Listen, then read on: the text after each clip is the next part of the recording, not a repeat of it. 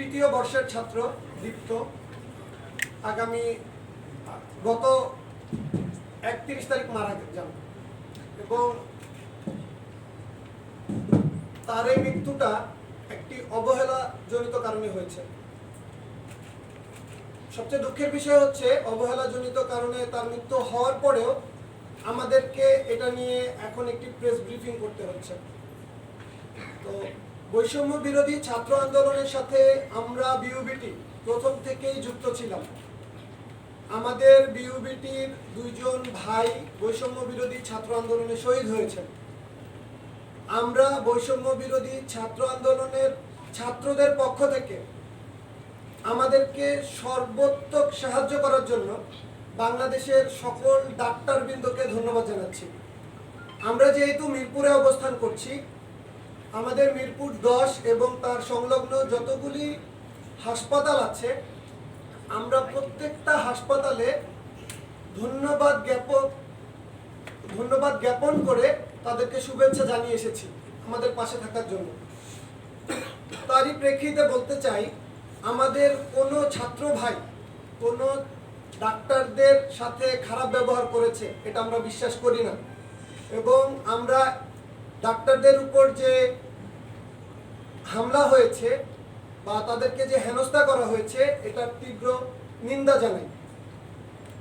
আমাদের আজকের এই প্রেস বিজ্ঞপ্তিটা বিষয় হচ্ছে ঢাকা মেডিকেল কলেজে চিকিৎসা অবহেলার শিকার হয়ে আহসানুল ইসলাম দীপ্তর মৃত্যু। সাম্প্রতিক বৈষম্য বিরোধী ছাত্র আন্দোলনে আমাদের শিক্ষার্থীরা যখন বিভিন্ন জায়গায় আহত হয়, তখন এই ডাক্তার ভাইরাই আমাদের পাশে এসে দাঁড়িয়েছেন। তারা শুধু আমাদের ভাই না, তারা আমাদের সহযোদ্ধা। তাদের সাহায্য সহযোগিতা ছাড়া আমরা এত বড় স্বাধীনতা অর্জন করতে পারতাম না। যদি আমার নিজের কথাই বলি, আমি নিজেও গুলিবিদ্ধ হয়েছিলাম এবং তাদের থেকেই সেবা নিয়ে আজকে আমি সুস্থ হয়েছি। 31শে আগস্ট শনিবার ঢাকা মেডিকেল কলেজ হাসপাতালে দায়িত্বরত ডাক্তারদের উপর হামলার ঘটনায় আমরা বিউবিটি শিক্ষার্থীর পক্ষ থেকে নিন্দা ও প্রতিবাদ জানাচ্ছি। ঘটনার সুষ্ঠু তদন্ত সাপেক্ষে দোষীদের চিহ্নিত করে অতি দ্রুত পদক্ষেপ নেওয়ার জন্য সংশ্লিষ্ট সকলকে অনুরোধ জানাচ্ছি। আমার পাশে যে বসে আছে শরীফ, ও দীপ্তর শুধু ক্লাসমেট না, বন্ধু, রুমমেট এবং একই সাথে রান্না করে খাওয়া ছেলে। আমার মনে হয় হাসপাতালে যে ঘটনাগুলি ঘটেছে ওখানে যেহেতু ছিল, ওর থেকে বাকি বিষয়টা আমরা শুনলে বেশি ভালো হবে।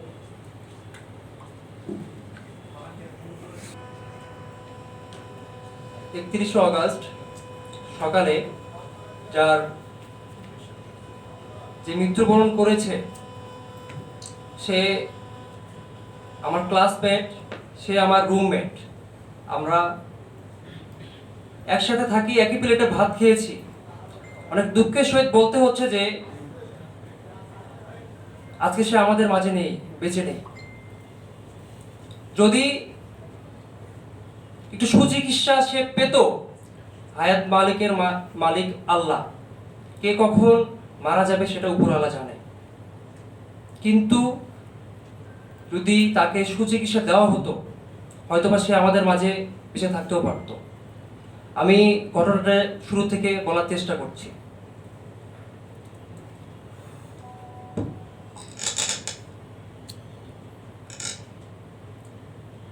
তিরিশে আগস্ট শুক্রবার সন্ধ্যায় দীপ্ত বের হয়। তার ভাষ্যটি এমন ছিল যে, শরীফ আমি আসবো, আমার আসতে একটু লেট হবে। কিন্তু আসলে উপলব্ধি করতে পারিনি যে তার এত লেট হয়ে যাবে যে সে আর কখনোই ফিরে আসবে না, আমাদের মাঝে কখনোই ফিরে আসবে না।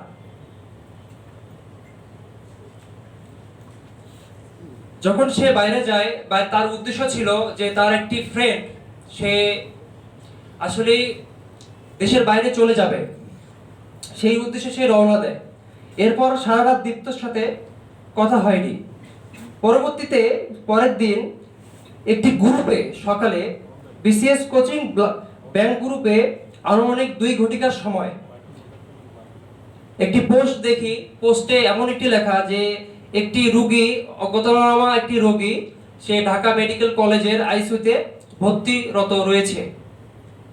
আমরা সেটি খবর পাওয়ার পর তার উদ্দেশ্যে রওনা দেই, ঢাকা মেডিকেলের উদ্দেশ্যে রওনা দেই।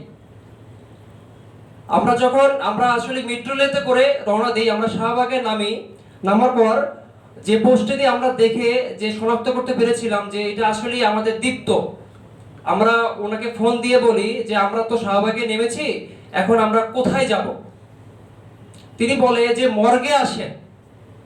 আসলে এই কথাটা যে শুনতে হবে যে সে আর নেই, যে আমরা তখন পর্যন্ত জানতাম না যে সে আসলে আমাদের মাঝে নেই। আমাদের আসলে আমরা যারা রওনা দেই প্রথমে, যে আমাদের যে মানে কি বলবো, আমরা তার মুখে দিয়ে শুনতাম যে তার ফোন কেন বন্ধ, সে কেন আইসিইউতে ভর্তি, কেন এমন একটা বিজ্ঞপ্তি ওখানে দেওয়া হয়।